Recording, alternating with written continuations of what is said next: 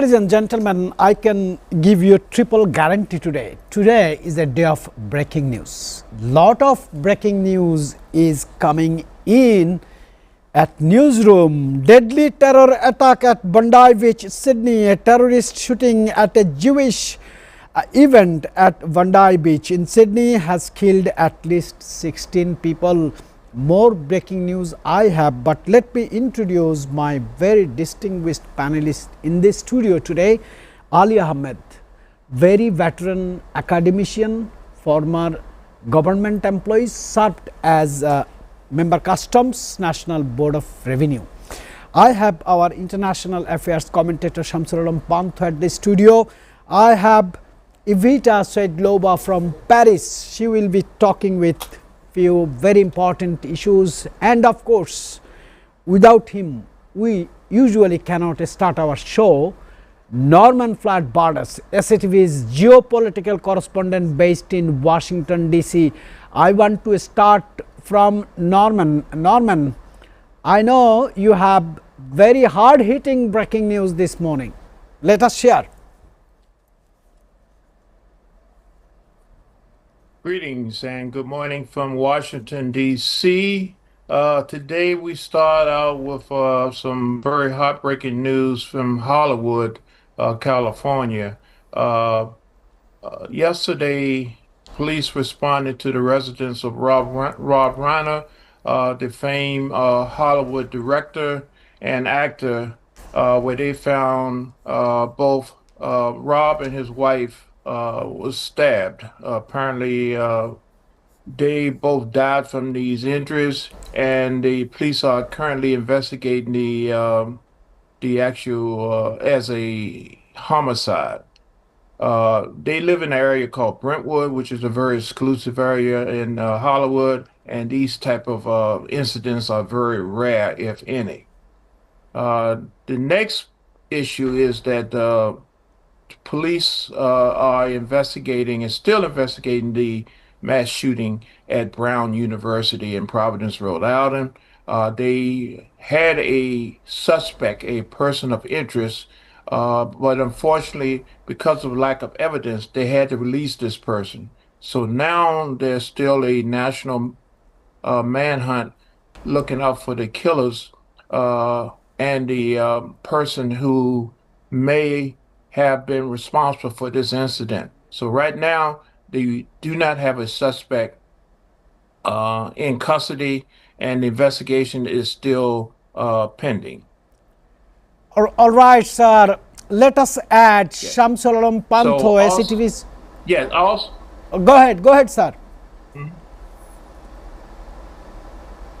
No, go ahead, continue. All right, sir. Let us add Shamsul Alam Pantho's take on this issue, because as international affairs commentator, he is really studious, sir. Thank you so much, Mr. Kanchan. I want to welcome Mr. Ali Ahmed in the studio for joining us here today.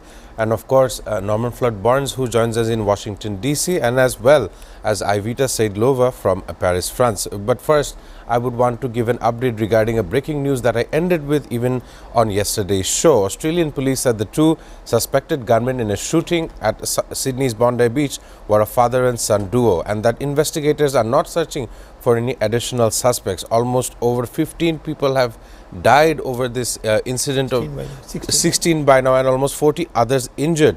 I believe that this took place in a Jewish holiday of Hanukkah celebrations by the Bondi Beach. And across from this, we have some updates regarding the US Ukraine discussion. Of course, they had a 20-point peace plan and economic agendas regarding Russia-Ukraine war, and the talks were held in Berlin. I'm sure that more will be available as we continue this discussion. And of course, Syria took part on Sunday in a meeting of the Council of Ministers of the Organization of Arab Petroleum Exporting Countries in Kuwait, marking its first participation since the fall of Bashar al-Assad's regime last year. All right, sir. On the screen, I can see Evita Saidlova. She's an activist. She's a model. She's very influential. She had the experience to work with United Nations, climate change. She has the experience to work for biodiversity. She herself is a founder and president of the Biodiversity Committee based in Paris. I will include Evita first. Evita, you are hearing so many terrorist attack is taking place in one day around the globe, from Oceanian area to North America, the most secure country in the world. How do you assess this kind of terrorist attack going on? My question would be very simple to you, as it is the first question. Do you have any other news from European zone? Because you know, world is a little bit restless going on right this moment. Would you please put your introductory comment on the show first, then I'll come to Ali Ahmed.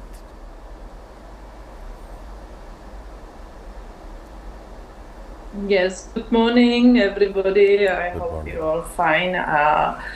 I myself, I'm not an expert about the terrorist and terrorism attack, because I'm more in the climate and climate change and all about biodiversity.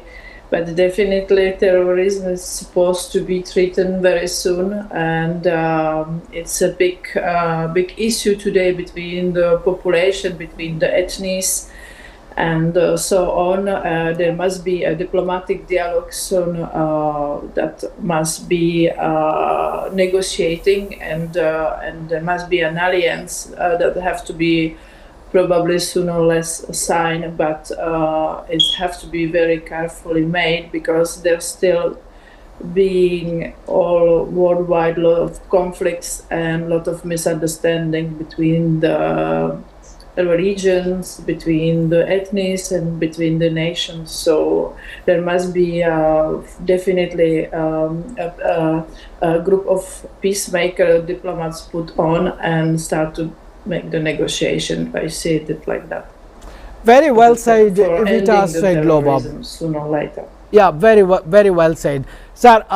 It is a kind of technique to get the information from Washington, Paris, and from the most updated personality with us, our international affairs commentator Shamsul Alam Pantho. I want to put you a question. Why world is so restless for you, sir? Well, since it is a very nebulous thing, different people may have different opinions. One of the most important reasons, but there are many reasons of course, the most important reasons is there are undemarcated borders, unsettled problems and all this. These all started with the Second World War.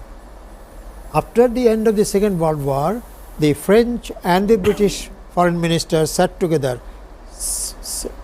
Sykes-Picot agreement, and they drew, literally they drew borders like this with a pencil, and that is the border between Egypt, between Syria, between Iraq and all those things, and there are problems everywhere.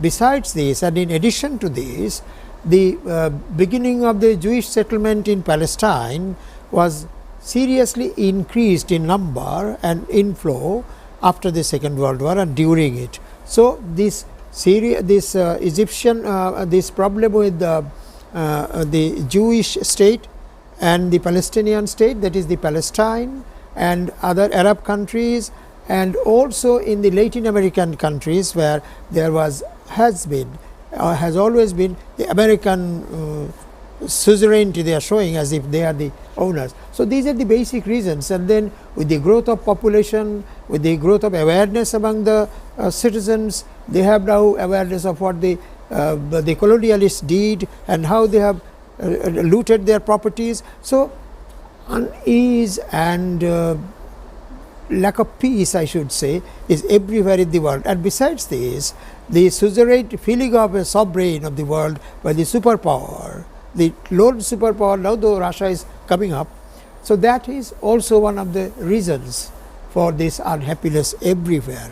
All right, sir. Let me again connect to Washington DC. Norman is over there. Norman, you heard a breaking news. That is Ukrainian President Volodymyr Zelensky announced that Ukraine would abandon its long-standing goal of joining NATO in exchange for legally binding security guarantees from the United States, Europe and allies.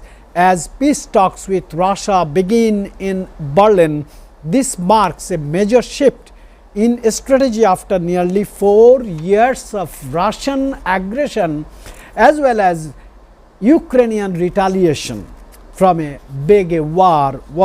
World is going to get the relief. I just want to ask you, what are the implications of Ukraine dropping its NATO bid for European security? It's a paradigm shift, Mr. Norman. Yes, thank you for the question. Yes, this is a very surprising shift in the policy and procedures of Ukraine. What Ukraine is basically conceding is that they want to have peace. They want to end this conflict, and to the point where they are going to give up one of their fundamental goals was to have NATO security coverage. By conceding this, they are now totally relying on the Western and the European countries to provide military support and coverage. The problem with that is that without having actual troops on the ground, it's very hard to attain, and the attitude and the new policy of the United States may be questioned in regards to their participation. As you know, the United States has stated that we provide logistical support and other means of technology support. However, this situation with Russia is one of very tense surroundings. So with the NATO part coming off the table, we still have to rely on the security. And there's no guarantees that the security will come if they are attacked by Russia or anyone else. So we are now at a situation where a lot of their hopes and dreams is hinging on the abilities of outsiders. They no longer going to have control. The military is going to be reduced, and the situation with NATO is gone, and the territory situation appears to be they will have to have annexation and they will lose some of the land. Again, Russia, this breeds into Russia's goals, ultimate goals. They're basically getting some of their, Russia's getting some of their objectives done. And at the same time, there's no indications that they can't achieve the other two parts. So we have to wait and see how this thing plays out. But right now, it doesn't appear to be a very good compromise from my viewpoint by Ukraine. Today, Sir Norman Floyd Barnes in this question is very diplomatic, I understand, but I am not satisfied. I want to talk with Shamsul Pant, our international affairs commentator. Let's make an example. We both have promised that we will grow together, work together, and we will go together. But there is a condition. If I see any danger, you will walk, I will look from behind you, I will give your security. Do you think United States has done such things with a country like Ukraine? Thank you for framing such a beautiful question for me. On this program, we have been theorizing what are the likely options for Volodymyr Zelensky, the leader of Ukraine. He had said that with the security guarantees prevailing in about 60 to 90 days, which is more or less 2 or 3 months, there shall be a general election inside Ukraine to undermine or to determine the next leader, or do they still require a wartime president to lead their country? These are the latest developments regarding Ukraine. And then there was various corruption trials or corruption, suspected corruption of senior officials in the current government, which have also undergone investigations, and they did find some kind of relationship with those taking part in corruption. And as of today, Ukrainian President Volodymyr Zelensky says that he could give up joining NATO. One of the main issues of this Russian aggression is more or less regarding the North Atlantic Treaty Organization. It includes 30 states of Europe and Canada and US from the other part of the Atlantic Ocean. But at this moment Zelensky is starting to realize that there is actually no strategic takeaway from fighting a nation like Russia.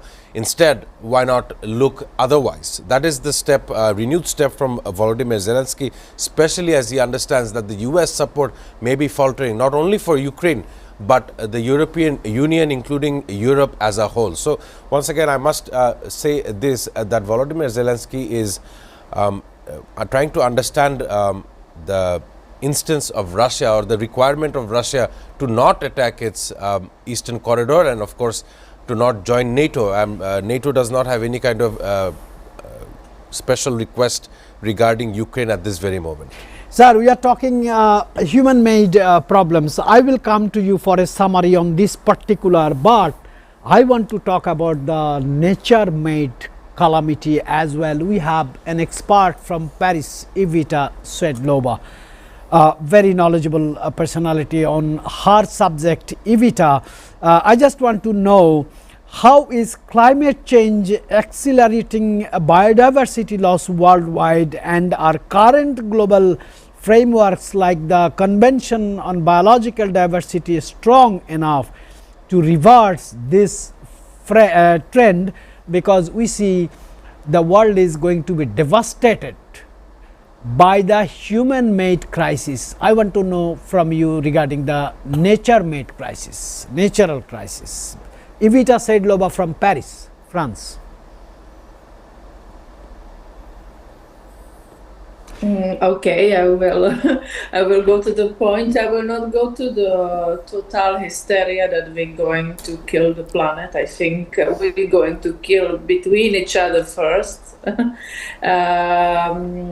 What I will say that climate change have many cases, so including natural cycles. We have sun cycle and cosmic rise, and of course human impact, which is accelerating the situation, and that's also a big problem about it, because climate change really exists. I don't deny it at all. It's something that is real and it's happening, but it have natural cases also. So we have natural extinction of animals, and then we have the human acceleration of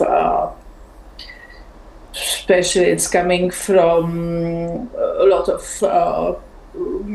mass consumations and disequilibrate of ecosystems, which we are killing not the right groups of the animals. So we can help to keep this planet safe and healthy for our race, human race, that we can survive a little bit better than we are surviving right now, because we are between each other still very aggressive and very savage still.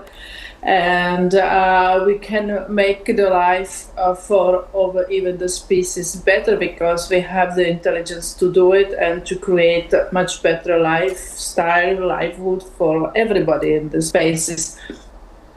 See, if we have like an example, we have Emirates, which was constructed on the desert from. Of course, they have a lot of money from the petrol, but they created oases and kind of like super cities in the desert. So we are able to create actually in this planet something very special. But we just have to do it, and we have to preserve it, and we need to protect also the raining forest, which is very important. Stop to cutting the trees here, because it's the Earth's pulmons, and without it we cannot exist. Not only us, it's all the animals, all the species are depending on it. So that's very important. We need to create an eco guards, and they have to probably cooperate more or less with the governments, because they will need to have the arms to chase illegal huntings and illegal stuff which is going on around the preserving the ecosystem, because it's very, very important that a lot of forest keepers that are serious experts. All right, and all right, agricultural Evita. I experts that totally are, agree with you. Your concern on biodiversity, climate change, women rights, and of course equal pay for the women. I totally agree. I'll come back to you. I need a question to Ali Ahmed, as he is also very interested on international affairs, following and commenting on public media. Sir, does this shift embolden Russia or help stabilize the region? I have one more question with this. What will be the impact on Ukrainian moral and domestic politics as president has shifted his intention not to join NATO? Thank you for the question. The President, Mr. Zelensky, has not really voluntarily withdrawn from it. It was a very thing, the least he could offer.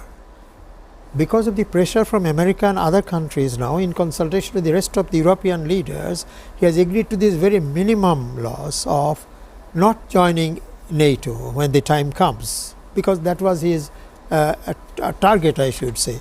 Because even if, and we are all assuming now, presuming, the Russian side has not yet said anything, Putin has not yet said, well, don't be a member of the NATO and I will go up. He has not said anything. They are voluntarily offering not to join NATO. What Putin will say is not yet known. My hunch is that he may not agree at all. So, this is not a very pleasant thing, but he is trying to save the rest of his country. Maybe he has also forgotten that great port and other things in the Black Sea. That is also gone, because it has been the Russian, in those days not Soviet, the Russian warm water policy. So, that is there. So, the question is, there is also a fault on the Western government side. After the stabilization of post-Soviet Russia, they committed that we will not go for any further expansion of NATO. They are committed, and after that so many countries have joined, Sweden and all those things, So, that is, you cannot blame that man, though he is expansionist, imperialistic and all that, but these Western side also have faulted on this. So, this is the thing, and that is why if Putin agrees only on the condition that there would be security guarantees and he will not join NATO, that would be very good. And so, ball is in Putin's court. Totally. If totally. ball is in Putin's court, I must ask a question to Norman. Norman is an American, but he is a journalist. My question is, how should neighboring countries recalibrate their defense strategies, because entire decision is on Putin's table right now, and in the history, maybe after 10 years, 15 years, 50 years, history will be written. Russia won a war with Ukraine, where entire NATO and United States supported Ukraine. Probably Yes. me, you and us will not be that time, but history will know Russia won this war. Norman, what is your impression? Yes, my impression is that what we are experiencing is a pause. Call it a ceasefire, but basically it's a pause in military aggression. Russia is prepared to annex portions of Ukraine with the idea of having them in a position to do a reset, meaning stabilize, control a certain region, go back to their government and start preparing for the overall objective, which is to take over the whole region, have it under Russian control. And by doing this, they have emboldened themselves to the point where borders are only limited by military ability. Basically saying that at any time the military can seize and control territories. So natural borders no longer exist, and human rights will no longer exist. the ability of the stronger or the aggressor is the new rules. So basically, if you have the might and the will, you can do what you want to do. So this is setting a standard, a new stage that we're going into. Basically, the rules of the world, the rules of the international laws, is no longer going to be something on the table. It's basically if you can take it and you can hold it, you can own it. All right, I have a very, very serious concerning breaking news from MI6, British Military Intelligence Wing 6. They have warned to the world Russia as a global threat. I want to talk to Shamsul Alam Panthu regarding this. How serious is the threat of chaos exports from Russia to Western societies? MI6, British intelligence warns to the world by a quick teleprompter. Thank you so much. I want to add on here that just a couple of weeks ago there was a surveillance ship just off the coast of the UK, United Kingdom, and it prompted 10 Downing Street to release a statement saying that the Royal Air Force had seen a ship monitoring off the coast, and it was pointing lasers back at these airplanes. So once again, Russia seems to be in a position of showing power posturing, if you would like to call it. It is a similar format China, like China does in the South China Sea. So this is projection of power in the region, and I'm sure that the Russian authorities they have renewed confidence. For a country to wage a war inside Europe on Ukraine, that is one issue. But the duration of the issue, it has continued for 3.5 years and is still continuing now. So that actually projects Russia's image as one of the most strongest nations in the entire world. Nations such as India is in support of the Russian economy. And not only so, the soldiers and mercenaries from North Korea, from China, from other aspects, other parts of the world are fighting for Russia in this war. So one must definitely include it is not just the Russian soldiers that are fighting in Ukraine, but as well as international foreign actors who are also giving part in Russia's aggression. But yes, in recent times, we do understand that Europe as a whole, including the United Kingdom, face a common threat and aggression from the Russian counterpart. All right, sir. I was supposed to go to Evita Sedlova from Paris, but I need to go for a calculative summary with Ali Ahmed, as he has very keen interest on international issues. Sir, Russia or Vladimir Putin took 3 days to invade Crimea. Russia invaded Georgia in 6 days. To win, to take it over. Yeah, invaded Georgia in 6 days. Russia second time took only 7 days to go for Chechnya. Why Russia took 3.5 years to complete this invasion in Ukraine? Now the commentators are saying it is because of the negotiation with the Western. That's why it was a long journey. I want to hear from you, sir. What specific actions should NATO take in response to increasing sabotage or interference? Because Russia is unstoppable. Putin is unstoppable. Yes, but you must also remember, I am not pleading for any country, but think of the role of the greatest power in the West, the United States. Are they really participating in any way other than selling weapons to NATO, to European countries, NATO of which he is a member, selling his weapons, and they give it to to Zelensky as a loan. So Russia is not participating, and all these countries. The other day also they said that they will take really for about 3 years. They are now preparing about 3 years more to prepare for a real war, and they are going on with this. But meanwhile, Russia has done one thing, capitation, cutting the head off. Russia has capitated Zelensky, not Zelensky, actually his country. The entire Black Sea coast has been taken over. The great port of Odessa is now under Putin's control. So practically Ukraine is traditionally a very rich and big country, resources and all. Even the atom bomb pile up was in Ukraine, and they handed it over after they split and they are becoming independent country. So this country has now been made a landlocked country. Can you imagine? They don't have any access to any port in the sea anywhere. Can it survive with dignity? It can't. And I am afraid Russia may not agree to hand it over.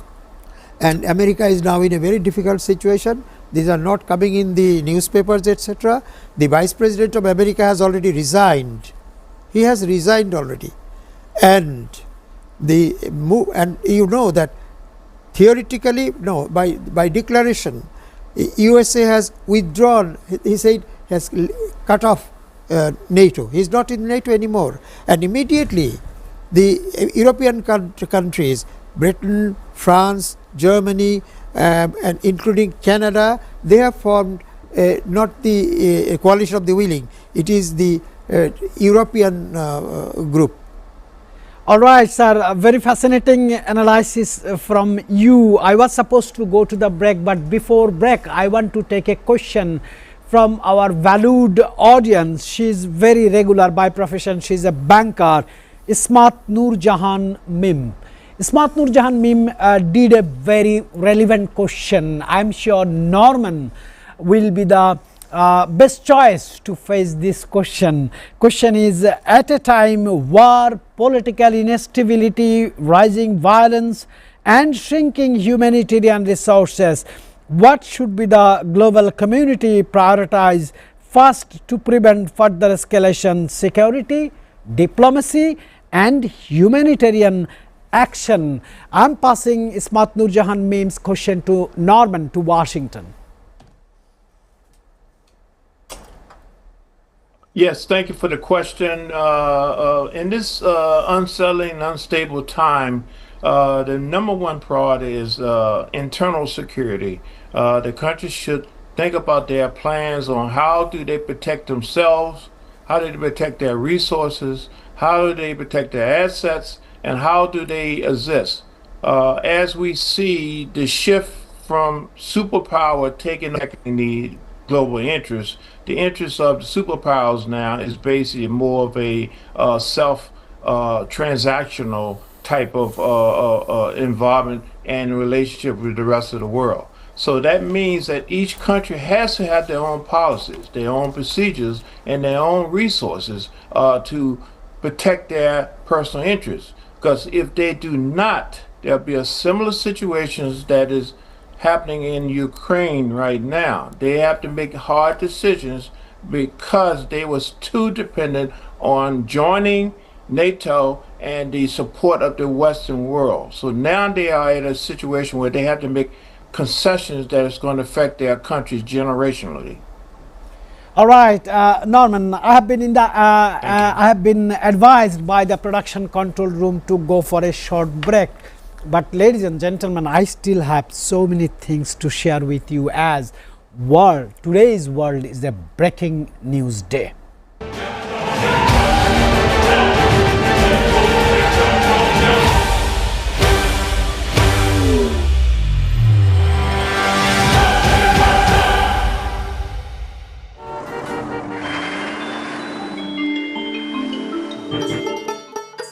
সারা দেশে লাখো মানুষের কঠোর কর্মতৎপরতা ও নিষ্ঠায় SA পরিবহন parcel and courier service এখন 16 কোটি মানুষের হাতের নাগালে।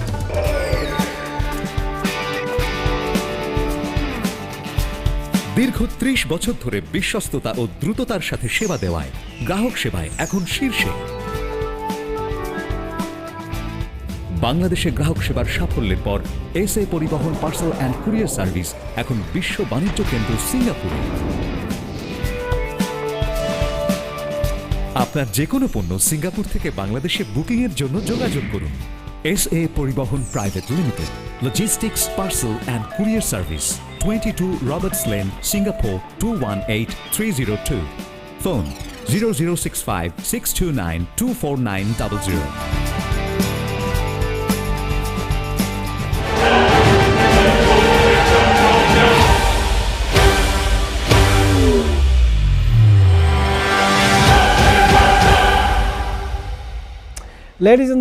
Ladies and gentlemen, it is the responsibility of a national media like SATV to rectify if any information goes through the channel.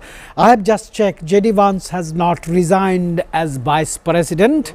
I want to make it sure there are no credible news of reports today indicating that he has tendered or is planning to tender his resignation from the US Vice President. I humbly apologize it's okay. because it is an editorial policy of SATV's No, of top course we must do management. it. If anything goes wrong, please don't feel hesitation to rectify this Of course, as soon as you need not possible. be apologetic to me. I am happy. Here is our Director News is present here, so I want to be very professional. Ladies and gentlemen, course. so many things are happening. We don't have answer yet. We are checking from different sources. I heard by And from I want to begin now with Evita, because Evita has time limitation, then we'll go to Washington. Evita, I just want to do one more question. In Paris, recent updates says women and racism, women discrimination, racism, color discrimination is going on. Very flat question to you. Do you think world is becoming irresponsible, leaders are becoming irresponsible, politicians are becoming irresponsible, and politicians are behaving like a monster nowadays? Evita Sedlova from Paris.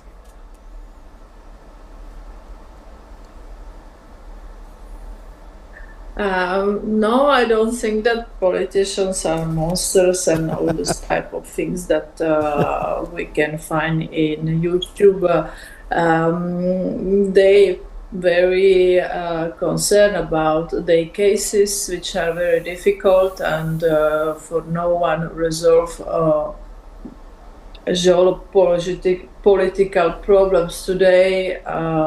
It's very difficult, so there are a lot of responsibilities and a lot of danger everywhere today between the nations. So definitely they're not monster and they're not that crazy, but some of them, they can act and think after. So that's problem, because we have to think before and then act after, before we make some mistakes about also creating a wrong image about the life today and geopolitical life, and to making some agreements between the nations that can bring better peace and better life for the future. Women and discrimination and racism, of course, it exists. We know about it. I really appreciate Evita Sedlova from Paris for her wonderful contribution to this show, to this television. She is always very cordial, very humble, and very cooperative to us. Evita, I appreciate you and have a very good day in Paris. Enjoy the weather, enjoy the shopping, and festival is going there. Evita Sedlova, thank you very much. Sir, I want to go to Washington again. Please. Because I need to go to Washington because MI6, they all say JD Vance resigns. MI6 warned to the world through the teleprompt that Russia is planning something which may surprise the entire world. Norman Flatt-Barnes has been disconnected. I will request our production control room to go and reconnect Norman, because we need the tech from Washington. I want to come to Ali Ahmed again, sir. What are you hearing? MI6, a very responsible military intelligence, Wing 6 by Britain, has teleprompted officially to the world leaders that Russia is planning something. Yes, but when you, when it elaborated on this news, said all right, and then said they will attack European countries, major, especially Britain, maybe in 3-4 years' time. That was there, not immediate. They are coming, because a war like that needs a lot of preparation from all the sides. The MI6 elaborated that it will be in 3-4 years' time. So that is the thing, but still it is also a threat, and a real threat. And Russia now seems to have got possession of certain war machine that is very powerful now. So they are very confident of themselves, and with China's joining them. China is also very soon coming up as the major, the most powerful military power in the world. Very soon is coming, not yet done officially. So let's talk about Shamsaralam Panto. because he's 24 hours, I monitor him. He just look at the international breaking news stories. Sir, are you hearing this? MI6 warned to the world that something may happen, and you can remember yesterday John Dalton says next target could be Moldova or Finland. You indicated Finland. John Dalton says Moldova. Moldova is the easiest thing to do. Finland would be there would be a fight. What is your opinion? Thanks for passing me the question. Yes, MI6 intelligence agency is usually correct regarding intelligence frameworks and networks of communication between the various parties.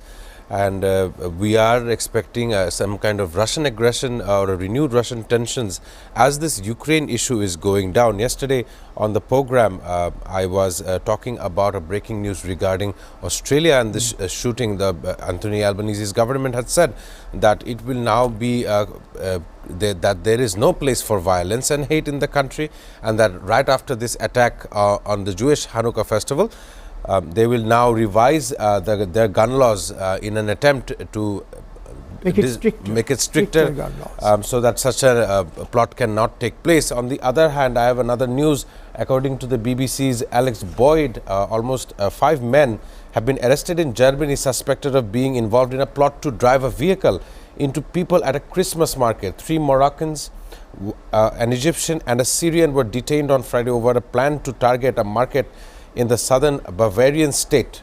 And of course, this comes out because Bavarian state, yes.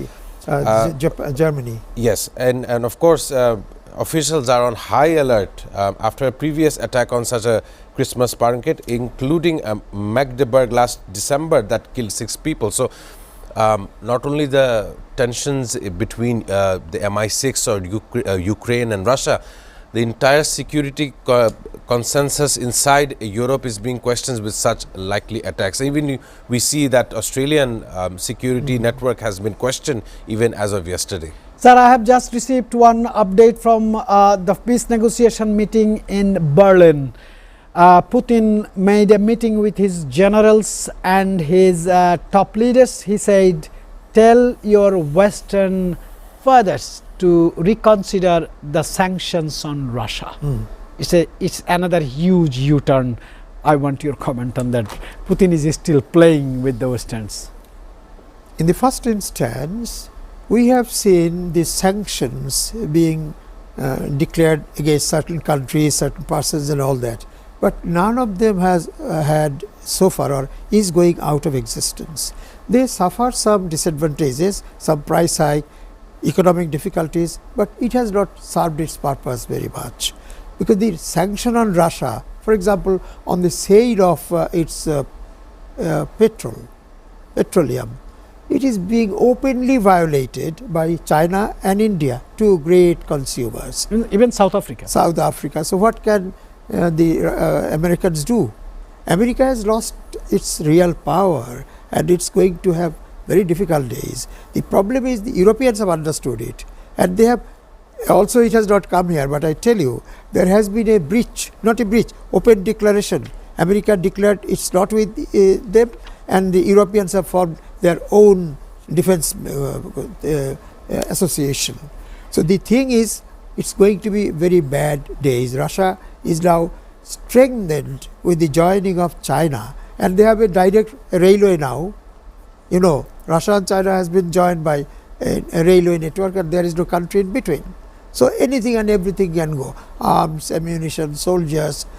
China is now backing Russia very strongly, and Russia is also arranging a sort of this island. They are going after this. The world is going to be very difficult. Sir, let me onboard our international affairs commentator Shamsul Alam Pantho. He is very updated. Sir, do you really believe or started to believe the control of United States, dominance of United States or influence of United States is fading day by day? Oh, yes. It's diminishing day by day. One can definitely recall that as of recent times, almost everything you see in the household, almost every corporation, the supplier of raw materials, the supplier of finished goods are all equating up to the fact that they are could be made in China. Why I bring in the Chinese in this regard is because they are the secondary most powerful nation just after the US and if not the Russians. But once again, the one world order that we used to understand from the US perspective, or the fact that the one world order is the United States of America, 50 states that control not only the 50 states but the entire world in global geopolitics. It is starting to fade. Today we see an aggression from the US side toward the Venezuelans on a suspected drug trafficking issue, on a narco trafficking issue.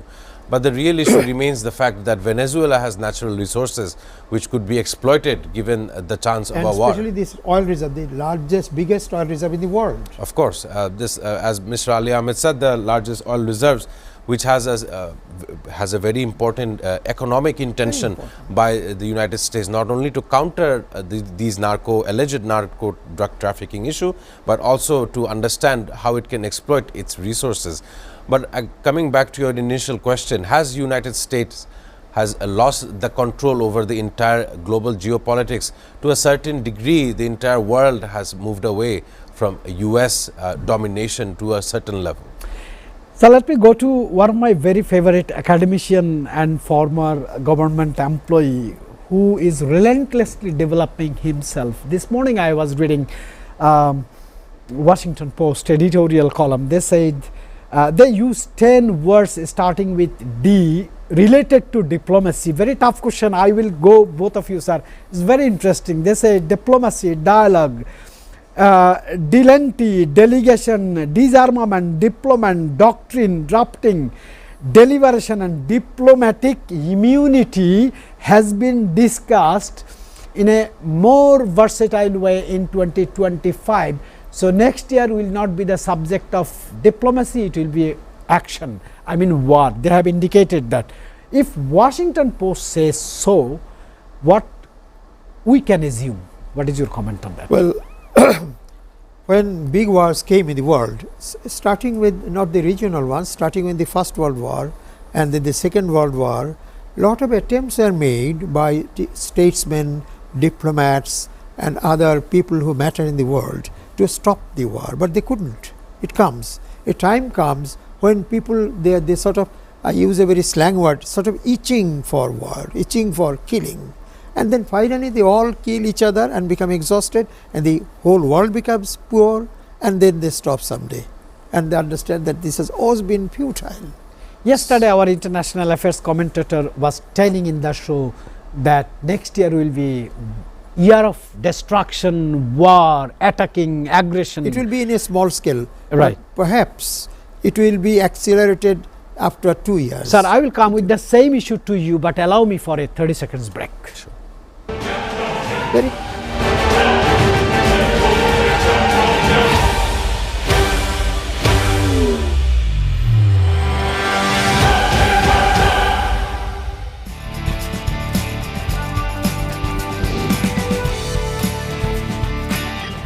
Bangladesh থেকে সিঙ্গাপুরে পণ্য booking এর জন্য যোগাযোগ করুন ঢাকা সহ দেশের যে কোনো ৮০টি শাখা কেন্দ্রে।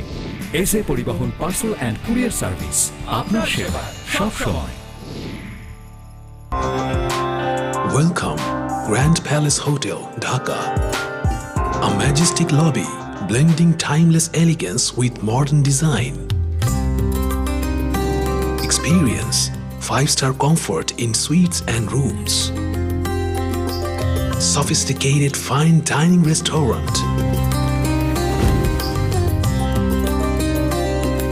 Crystal clear swimming pool for ultimate relaxation. Modern gym and serene spa for well-being.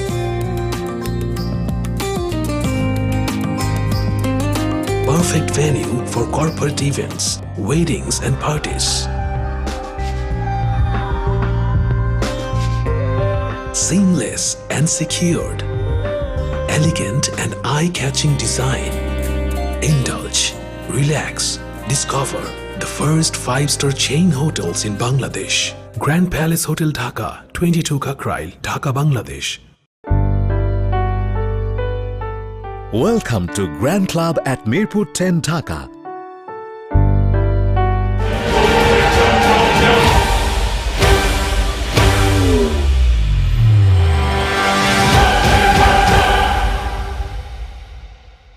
when our international affairs commentator Shamsul Alam Pantho give us the mild smiling, I understand he has invented something, he has got something.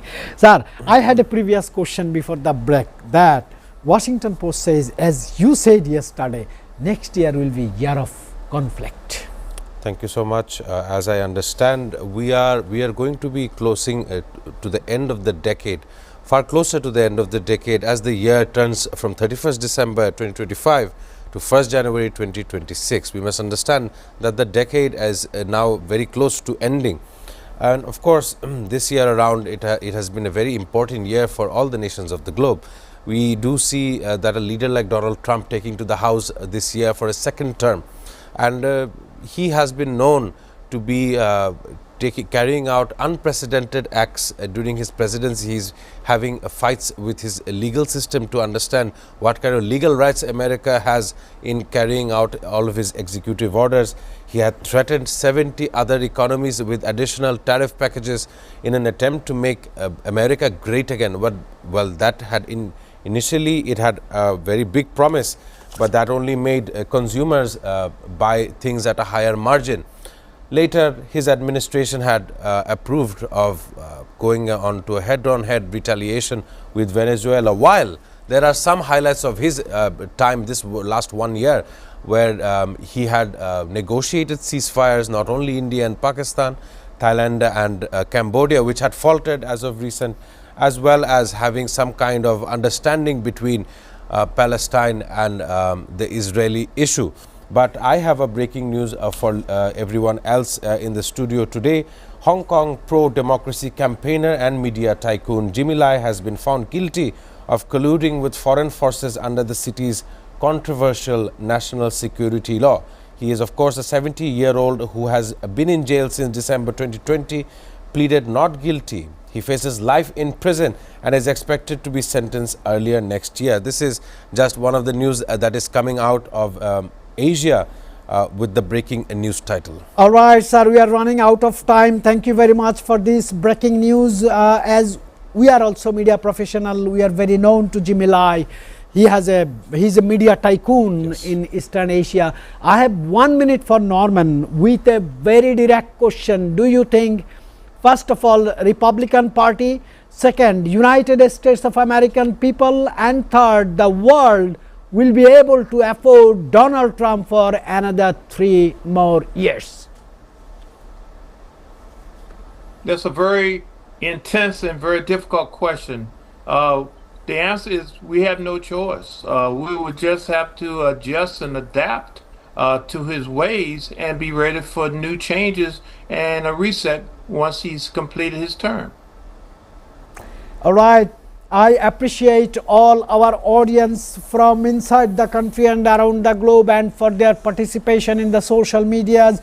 I appreciate all of you for joining. Norman, very, very heartfelt thank to you what you have done for this show. I appreciate Ali Ahmed.